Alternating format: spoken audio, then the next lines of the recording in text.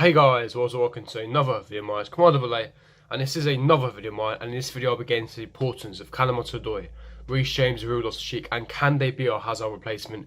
The Hazard replacement that we have hidden in our academy, the Hazard replacement that we don't need to go and buy. Could all three be our Hazard replacement? I'm going to be getting into details, types of players they are, and how they can actually replace Hazard for this season. And I'll also be getting to some Chelsea news as well. Tino Anjorin signing a 4-year contract. We'll be talking about him. And also Fikayo Tomori is closing in on a brand new contract deal as well. So really exciting news regarding the youth academy, the youth system, etc. So make sure you stay tuned for that. Make sure you smash the like button if you do enjoy this video. Don't forget to hit the bell notification so you stay notified for every time I upload. Subscribe to my channel if you're not here, and comment down below your thoughts and opinions on each story that I do talk about. But without further ado, let's get straight into it. Now, starting with Chelsea. Now, starting with Ruben Loftus-Cheek. Like I said, Ruben Loftus-Cheek, he will be returning to training within 4 to 5 weeks. It's going to be good. Obviously, he had that massive surgery, that Achilles tendon, back in that friendly we had in America right before the Europa League final. It was tragic, to be honest. What an unnecessary game for him to play in.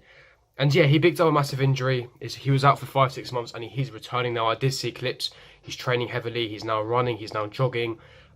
He's not in full training yet, but he will be in full training soon. I think it's exciting news. It's something that we desperately needed, and I think that he will be our Hazard replacement. Now, if you cast your minds back to the Watford game when we beat Watford 3-0 last season, it was the last home game of the season. I remember when Eden Hazard, he crossed the ball in, Loftus-Cheek headed the ball in, and he scored the winner. And I'm thinking, it's so significant in a sense that Hazard is passing the torch to Loftus-Cheek to carry his legacy at Chelsea. And I think that obviously with Hazard being a top 3 player in the world, you can't just have one player to replace him. It's just not possible.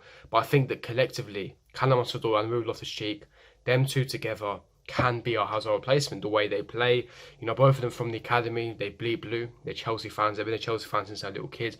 Ruben Loftus-Cheek is a world-class player. He's one of the best midfielders in the Premier League. He can definitely be world-class, and I think that he's so significant. We've seen what he's about. Last season, if it wasn't for his back injury, if it wasn't for his Achilles tendon, he scored 10 goals in all competitions, despite barely starting, despite barely playing, and the fact that he had to get tactically up to scratch under Sarri, and he still got 10 goals in all competitions. His style of play, the way he dribbles past players, physically beats players, passing range, shooting, he can shoot long range, he can shoot short range as well. And I think he's so versatile as a player. He can play in the pivot next to Kante, he can play in the number 8 position. Like I said, he loves Chelsea, he's been there since he's a little child. And I think that him signing a new contract was fantastic news. I think that he's one of our best players in the team, and I'm so looking forward to, for him to come back alongside Hudson-Odoi. That link up that they're going to have between Hudson-Odoi and a Ruben Loftus-Cheek, that link up that they will have, can eventually basically cover up the goals that Hazard left. Hazard pretty much had 50% of all our goals and assists last season, but with Hudson-Odoi and Ruben Loftus-Cheek, I do believe that these two players, they can basically, score and assist pretty much most of Hazard's goals. And I think that both of them, when they're fully back from injury, that's when our season starts. In my opinion, I said, at the start of the season, there's no need for panic, we're losing games, etc. But half our team was injured. With the return of Reece James tonight, with the return of Hudson-Odoi tonight, with the return of Ruben Loftus-Cheek in about 4 to 5 weeks, Emerson when he does come back as well, and also Rudiger, N'Golo Kante, who's just returned to full fitness as well, back playing with us as well, Pulisic when he does tactically adapt to Lampard's tactics and system, when he does able to start a game for us. And I think that then that's when our season starts. Now, obviously tonight is the big one. We're playing Grimsby Town. Obviously the opposition, it's not that big. However, it's significant in the sense that Hudson-Odoi and Reece James will be making their debut. They're going to be starting tonight, and we're really going to see what they're all about, and I'm so excited. So excited to watch the game tonight, to see how Reece James and Hudson-Odoi perform, and hopefully within the next week or 10 days, they'll be fully integrated into the first team and they're playing week in, week out. And immediately our starting 11 is elevated, and these two players are so crucial to our team, the system we like to play, the modern era, the modern fullbacks, strong, physical, pace, power, position, bombing up and down, etc. And even with Hudson-Odoi as well, such a top quality player, and I think that he is our English Neymar. He is the Black Hazard. The way he dribbles past players, scores, links up the play, breezes past players with ease, cuts in on his stronger right-hand side as well. Very versatile, can go out on the outside, inside, end product on point as well, can score, can assist. And for me, I'm so excited to see how Hudson-Odoi and Reece James perform tonight. And with the return of Ruben Loftus-Cheek, our season is fully going to start. But again, there's some bad news. Obviously, Emerson, it was revealed yesterday, Emerson has picked up a very severe injury. Now, we all know that he came off in the 15th minute against Liverpool. Obviously, Marcus Alonso had to replace him, and it was was so frustrating. Now, this all started when he was on international duty with Italy. He was taken off after 10 minutes because there was a precaution on his hamstring.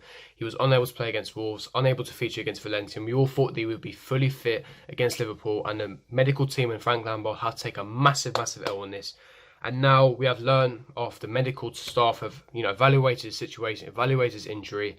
He will be out until after the next international break, which is around mid-October, and that's about a month away. Honestly, it's very frustrating. It's very, very frustrating. This is such an unnecessary time. If you knew he wasn't ready, if you knew he had to rush him back and he wasn't up to full fitness, then why risk him? It's as simple as that. Why risk him for this simple situation, this simple scenario? It's really, really, really annoying. And now we have to wait a month for it to return. Now, Alonso, who doesn't fit the system, Lampard doesn't trust him. We all know Alonso's liabilities. He hasn't got the pace. He can't recover.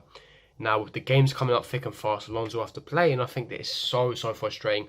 Now, luckily, we've got the most, hardest fixture out of the way. We've got next 6 winnable fixtures with or without Emerson, and hopefully it gives Emerson a chance to fully recover. And this time, I don't want to see Emerson rush back. I want Emerson to fully allowed to be recover from his injury in normal time. I don't want him to be rushed back again. I want him to come back full fit and healthy, ready to go for the rest of the season and really elevate our team on that left-hand side. And I think that once that does happen, then our team will be elevated alongside the return of Reece James, Hudson-Odoi, Ruben, etc.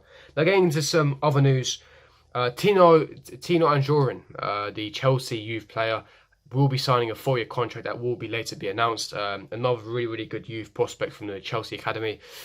He will be signing a new 4-year contract, so really, really happy with that situation. And now it's come to a time in the Chelsea era, right, where the youth players are not disillusioned anymore. They don't believe that they won't get their chance at Chelsea. With Lampard in charge, with Jody Morris in charge, with the transfer ban, with the players that we have, they know that if you perform well on loan or if you perform well in training, you will get selected. And I think that youth players have that belief now. We're moving into a new youth era, and we are going to return to league days with the signings of world-class players along with the top youth players. And we do have one of the best youth academies in the world. I think it's about time that we utilise it. And Tino Anjorin will be signing a new 4-year contract. He's not disillusioned. So yeah, really, really happy with him. And Fikayo Tomori, he will also be signing a brand new contract as well. The length of the contract and how much money he will be on is uncertain at this moment in time. But strong rumours, strong publication reports that he will be signing a brand new contract with Chelsea. That's fantastic news. He has been our best centre-back this season. He's putting solid, strong performances, aerially dominant, really fantastic on the ball, quick, agile, comfortable on the ball.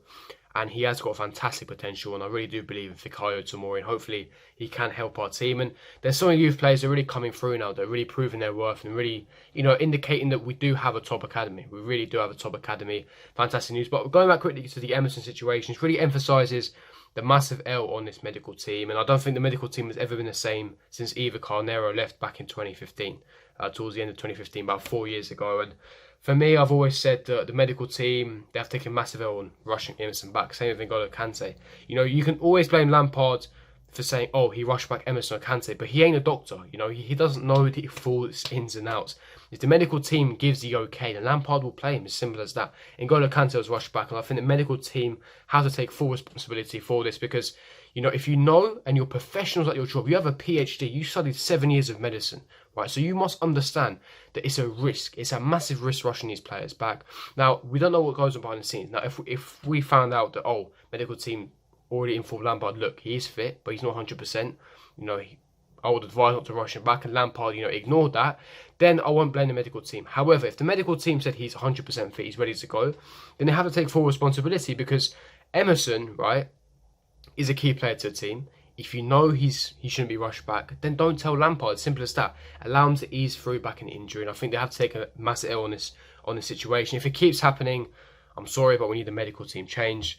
But yeah, that's regarding Fikayo Tomori. Going to be signing a new contract soon. Tino Anjorin signing a 4-year contract. Emerson ruled out until after the international break in October. And the importance of Hudson-Odoi, Ruben Loftus-Cheek and Reece James. Could Hudson-Odoi and Ruben Loftus-Cheek be our future Hazard replacement? Could they cover the amount of goals and assists that Hazard left as a void last season? Leave me your thoughts in the comment section below. If you did enjoy this video, don't forget to smash that like button, subscribe to my channel if I'm not here. Make sure you hit the bell notification so you're notified for every time I upload. And I'll see you guys for my next video. Peace.